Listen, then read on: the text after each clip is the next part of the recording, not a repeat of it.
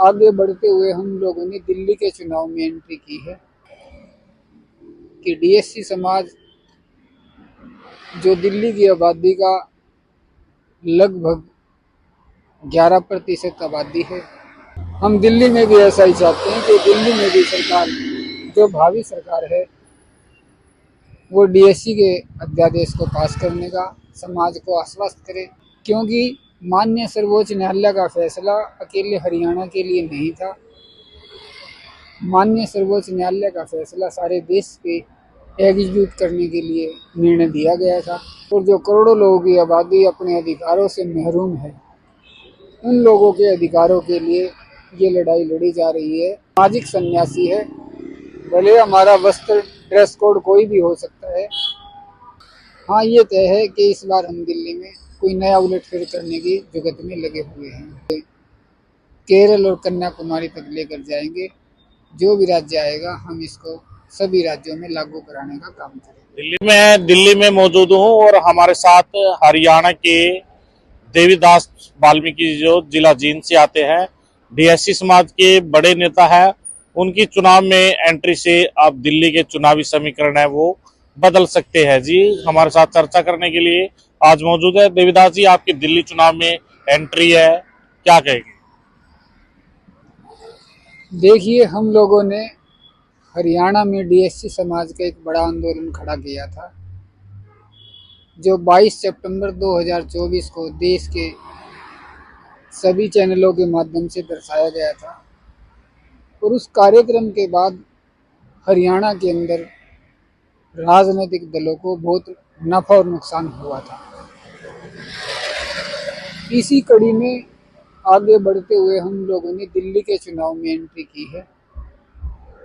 और जिस तरह से हम हरियाणा में 1 अगस्त 2024 के माननीय सर्वोच्च न्यायालय के फैसले को लागू करवाने के लिए कटिबद्ध है, उसे दिल्ली में भी लागू कराना चाहते हैं।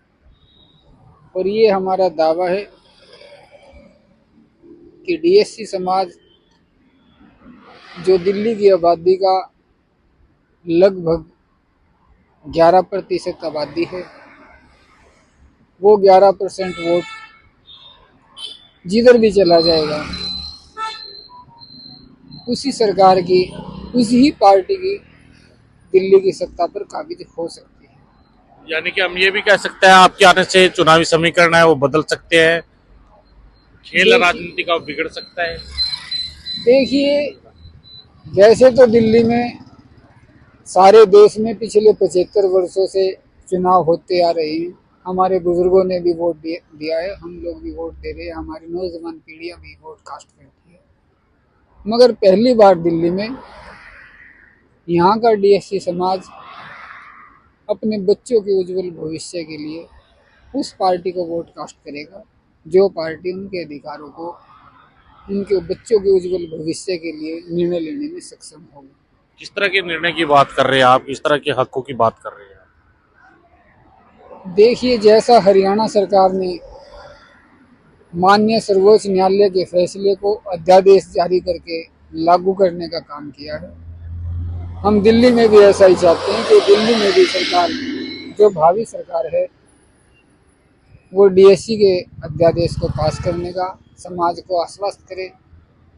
और समाज को डीएससी न केवल शिक्षा और नौकरियों में बल्कि राजनीतिक हिस्सेदारी देने की भी बात करें। देवीदास जी, कितनी संख्या में आपके समाज से डीएससी के लोग हैं, कितनी सीटों पर प्रभाव है वो डाल सकते हैं? देखिए, दिल्ली में यदि मैं कुल शेड्यूल्ड कास्ट वोटों की बात करूं तो वो 16.5% आते हैं। यदि मैं केवल डीएससी समाज की बात करूं, वो यहाँ पर 10.5 और 11% के बीच उनकी आबादी बनती है। और जिस तरीके से आज देश के अंदर हम इस डीएससी के रथ को आगे बढ़ाना चाहते हैं, क्योंकि माननीय सर्वोच्च न्यायालय का फैसला अकेले हरियाणा के लिए नहीं था। माननीय सर्वोच्च न्यायालय का फैसला सारे देश पे एग्जीक्यूट करने के लिए निर्णय दिया गया था। और अब हरियाणा से अगली कड़ी हमारी दिल्ली, और दिल्ली से होते हुए हम निश्चित तौर पे इसे देश के सभी राज्यों में लागू कराना चाहते हैं। जिससे 75 वर्षों से डीएससी की जो करोड़ों लोगों की आबादी है, जो आज 75 वर्षों के बावजूद भी 75-76 वर्ष हो चुके हो और जो करोड़ों लोगों की आबादी अपने अधिकारों से महरूम है, उन लोगों के अधिकारों के लिए ये लड़ाई लड़ी जा रही है। ये कोई राजनीतिक सन्यासी है। हम वो वाले सन्यासी नहीं हैं जो भगवा रंग करके इधर उधर घूमते फिरे मठों में बैठे रहे। हम वो सन्यासी है, हम सामाजिक सन्यासी है।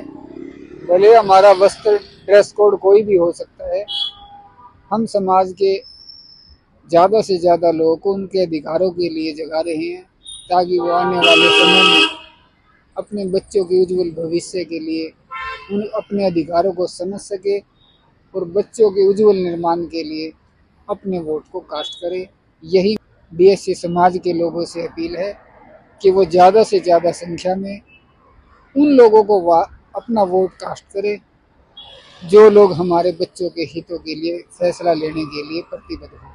अभी किसी पार्टी से कोई बातचीत हुई है, किसी के संपर्क में है आप? देखिए, हमारा उद्देश्य ये भी नहीं है कि हम पार्टियों से जाके संपर्क करें। किसी ने आपको ऑफर दिया हो, आपकी मांगे हैं जो वो मानने के लिए तैयार हो? ये चलता रहता है, ये सब मीडिया में बताने की बातें नहीं होती। हाँ, ये तय है कि इस बार हम दिल्ली में कोई नया उलटफेर करने की जुगत में लगे हुए हैं और निश्चित तौर पे समाज के हितों के लिए काम चलता रहेगा और हम इस डीएससी के रथ को दिल्ली से आगे हाँकते हुए केरल और कन्याकुमारी तक लेकर जाएंगे। जो भी राज्य आएगा हम इसको सभी राज्यों में लागू कराने का काम करेंगे। दिल्ली में चुनाव है, 5 तारीख को डटे रहेंगे?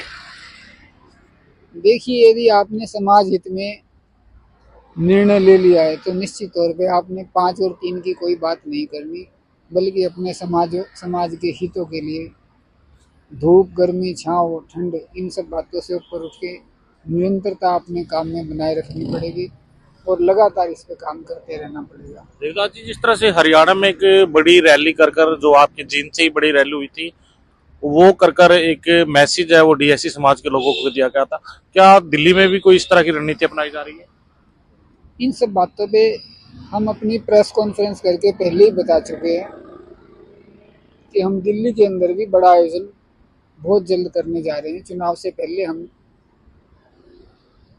2 फरवरी को एक बड़ा कार्यक्रम करना चाहते हैं और उसी के लिए हम दर लोगों से अपील कर रहे हैं कि वो डीएससी समाज के लिए काम करें। आज हमारे समाज को ऐसी पार्टियों की आवश्यकता नहीं है जो पार्टी आधारित समाज का निर्माण करे, बल्कि हम आज ऐसे समाज का निर्माण करना चाहते हैं जो पार्टियों को अपने तरीके से संचालन करने की क्षमता रखती है। क्या मैसेज देना चाहेंगे हमारे पास? हम केवल एक ही संदेश है कि डीएससी समाज के लोग अपने अधिकारों को समझे और अपने बहुमूल्य वोट जिससे वो सरकार का गठन करते हैं, किसी भी सरकार को हरा सकते हैं, किसी भी सरकार को जिता सकते हैं, वो अपने इस वोट रूपी ताकत का सही दिशा में इस्तेमाल करें ताकि उनके आने वाले भविष्य का बहुत स्वर्णिम इतिहास लिखा जा सके और बच्चों का भविष्य उज्जवल हो।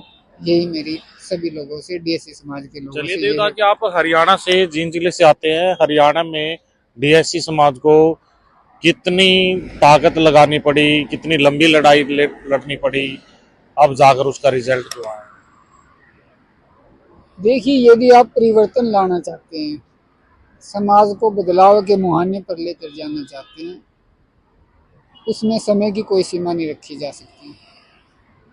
केवल आपने अपने कार्य में निरंतरता बनाए रखनी होती है और ये निरंतरता निश्चित तौर पे आपको कामयाबी की तरफ लेकर जाएगी। केवल आपने अपने मुद्दे के साथ मैदान में खड़े रहना है और अपने काम को लगातार करते रहना है। आप निश्चित तौर पे जीतेंगे और एक दिन आप लोग भी देखेंगे कि इस देश के हर राज्य के अंदर डीएससी जो डिप्राइव्ड शेड्यूल्ड कास्ट का आरक्षण है वो हर राज्य में लागू होगा। ऐसी हमारी कामना है और इसके लिए हम पूरी तरह से प्रतिबद्ध है। हम सारे देश में इसे लागू कराकर करेंगे। चलिए, तो ये थे हमारे साथ देवीदास वाल्मीकि जी, जो कि दिल्ली की सड़कों पर लगातार घूम रहे हैं। और आज हमने उनसे खास बातचीत की, चर्चा की। अब दिल्ली में देखने वाली बात ये होगी कि डीएससी समाज है, जिस तरह से हरियाणा में एक रैली कर बड़ा मैसेज उनकी ओर से वो दिया गया था, क्या कि दिल्ली में भी ऐसा ही मैसेज होगा, ये तो समय ही बताएगा। बहुत बहुत शुक्रिया हमसे जुड़ने के लिए, बहुत बहुत